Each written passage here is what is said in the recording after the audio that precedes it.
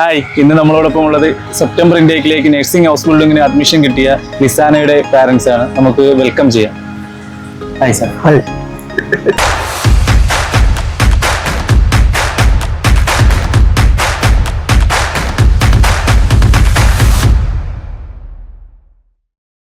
Sir, +2 പഠിക്കുമ്പോഴേ ലിസാനയ്ക്ക് ഇങ്ങനെ nursing പഠിക്കണമെന്ന് തന്നെയായിരുന്നു ആഗ്രഹം? അതെ അതെ, MBBS പോകുന്ന ഒരു കാര്യം പറഞ്ഞപ്പോൾ ഞാനാണ് പറഞ്ഞത്, ആദ്യം ജർമ്മനി പോയി നഴ്സിംഗ് പഠിച്ചിട്ട് അവിടുന്ന് തന്നെ ആ ചെലവിൽ തന്നെ കുറയ്ക്കാൻ പറ്റും, എക്സ്പെൻസ് കുറയ്ക്കാൻ വേണ്ടി വീണ്ടും നമുക്ക് അങ്ങോട്ട് അവിടെ തന്നെ പഠിക്കാൻ പറ്റുമല്ലോ. എങ്ങനെയാണ് ഈ നഴ്സിംഗിനെ കുറിച്ച് അറിഞ്ഞത്? ജർമ്മനിയിൽ ഇങ്ങനെ ഹൗസ് ബിൽഡിംഗ് എന്ന് പറഞ്ഞൊരു പ്രോഗ്രാം ഉണ്ടെന്ന്. അത് നമ്മൾ രാജീവ് സാറ് ആയിട്ട് കോണ്ടാക്ട് ചെയ്തപ്പോൾ രാജീവ് സാർ ഇൻട്രൊഡ്യൂസ് ചെയ്തിട്ടാണ് ഇങ്ങനെയുള്ള കാര്യങ്ങളുണ്ട്. ശരൺ സാറിന് അങ്ങനെ നാട്ടിൽ നഴ്സിംഗ് ചൂസ് ചെയ്യാതെ എന്തുകൊണ്ടാണ് ജർമ്മനി ചൂസ് ചെയ്തത് നഴ്സിംഗിന് വേണ്ടിയിട്ട്? ഞാനൊരു പ്രവാസിയായിരുന്നു. എൻ്റെ മോളെ ഒരു MBBS പഠിപ്പിക്കണം എന്നൊരു താല്പര്യത്തിലായിരുന്നു. +2 കഴിഞ്ഞ് അവർക്ക് നല്ല മാർക്കുണ്ടായിരുന്നു. അപ്പോൾ ഞാൻ എൻ്റെ സുഹൃത്ത് ബന്ധത്തിലൂടെ സംസാരിച്ചപ്പോൾ ഞാൻ ജർമ്മനിയിലൊക്കെ വർക്ക് ചെയ്തത്. ഞാൻ പ്രവാസിയായിരുന്നുകൊണ്ട് ഞാൻ ടണലിങ്ങിൻ്റെ വർക്കായിരുന്നു. ടണലിങ്ങിൻ്റെ സൂപ്രണ്ടിങ് എഞ്ചിനീയറായിട്ട് വർക്ക് ചെയ്തത്. അപ്പോൾ ഇവിടെ നോക്കിയപ്പോൾ ഇവിടെ ഇപ്പോൾ BSc നഴ്സിംഗ് അല്ലെങ്കിൽ നഴ്സിംഗ് വിട്ട് കഴിഞ്ഞാൽ ഓപ്പർച്യൂണിറ്റി കുറവ്, രണ്ട് സേഫ്റ്റി ഇല്ല, എക്സ്പെൻസീവ് ആണ്. ഇവിടുന്ന് ജർമ്മനിയിലേക്ക് അയക്കുമ്പോഴത്തേക്ക് നമുക്ക് അവിടുന്ന് ഒരു ചെറിയ സ്റ്റൈഫൻഡും കിട്ടും. കുട്ടികൾ വളരെ കുറച്ചുകൂടെ ബ്രെയിൻ എക്സ്പാൻഡ് ചെയ്ത് വലിയ കാര്യങ്ങളല്ല. ഒന്ന് ലാംഗ്വേജ് കമ്മ്യൂണിക്കേഷൻ, പിന്നെ മറ്റ് എല്ലാവരുമായിട്ടുള്ള ഒരു കമ്മ്യൂണിക്കേഷൻ, എന്ന് പറഞ്ഞാൽ ഒരു മിംഗ്ലിങ് അവിടെ ഉണ്ടാവും. ഇന്ത്യയിലതല്ല. ഇന്ത്യയിലെന്ന് പറഞ്ഞാൽ പല തരത്തിലുള്ള പ്രശ്നങ്ങളാണ്. ജസ്റ്റ് കേരളത്തിൽ തന്നെ പല രീതിയിലുള്ള വിഷയങ്ങളാണ്. അത് ചെയ്യാൻ നമുക്ക് കുട്ടികളൊക്കെ അങ്ങനെ വിടാൻ തന്നെ താല്പര്യമില്ല. ഇനി അവിടെ പോയി 3 വർഷം നഴ്സിംഗ് പഠിച്ചു കഴിഞ്ഞാൽ അവർക്ക് സ്റ്റൈഫൻഡ് കിട്ടും. അത് കഴിഞ്ഞ് മുന്നോട്ട് MBBS പോകുന്നു വെച്ച് കഴിഞ്ഞാൽ തീർച്ചയായിട്ടും അവിടെ പോകാൻ പറ്റും. അവിടുന്ന് സ്റ്റൈഫൻഡും കിട്ടും, പഠിക്കുകയും ചെയ്യാം.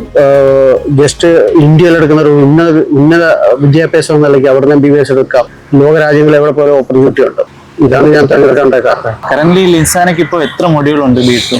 സാർ, അത് 4 മൊഡ്യൂളുണ്ട്. അതായത് കംപ്ലീറ്റ് മൊഡ്യൂളും കിട്ടിയിട്ടുണ്ട്. അത് B2 വരെ കഴിഞ്ഞിട്ടുണ്ട്. പുള്ളിക്ക് ഏകദേശം ഒരു 2 ഇന്റർവ്യൂ കഴിഞ്ഞു. ഒരു സമയത്ത് തന്നെ 2 ഇന്റർവ്യൂ ഉണ്ടായിരുന്നു. അതൊക്കെ പാസ്സായി. അതായത് ലാംഗ്വേജിൽ നല്ല പരിജ്ഞാനമുണ്ട്. അവർ ഇവരുടെ ക്ലാസ് വളരെ ഇതായിരുന്നു. കുറച്ച് ഏറ്റവും കുറഞ്ഞ ചെലവിലാണ് ഈ ക്ലാസ്സുകൾ അവർ എടുക്കുന്നത്. ഏറ്റവും കുറഞ്ഞ പൈസയേ ഉള്ളൂ. കേരളത്തിൽ പലതരത്തിലുള്ള സ്ഥലങ്ങളിൽ പല രീതിയിലാണ് ഫീസ് മേടിക്കുന്നത്. പക്ഷെ ഇവിടെ വളരെ തുച്ഛമായ രീതിയിൽ എല്ലാവർക്കും അത് ചേർന്ന് പോകുന്ന രീതിയിലാണ് മിസ്റ്റർ ശരൺ ഇത് നടത്തുന്നത്. അദ്ദേഹം ജർമ്മനിൽ ഒരു എംപ്ലോയി ആണ്. പിന്നെ കുഞ്ഞുങ്ങളെ ഇവിടുന്ന് അവിടെ അയച്ചാലും നമുക്ക് അദ്ദേഹത്തിന്റെ മേലൊരു സംരക്ഷണം ഉണ്ടായിരിക്കും, ഒരു നോട്ടം ഉണ്ടായിരിക്കും. നമുക്ക് ധൈര്യമായിട്ട് ഇവിടെ നിൽക്കാം. അവിടെ എന്നെ അദ്ദേഹം കൂടെ അവിടെ വർക്ക് ചെയ്യുന്നുണ്ട്.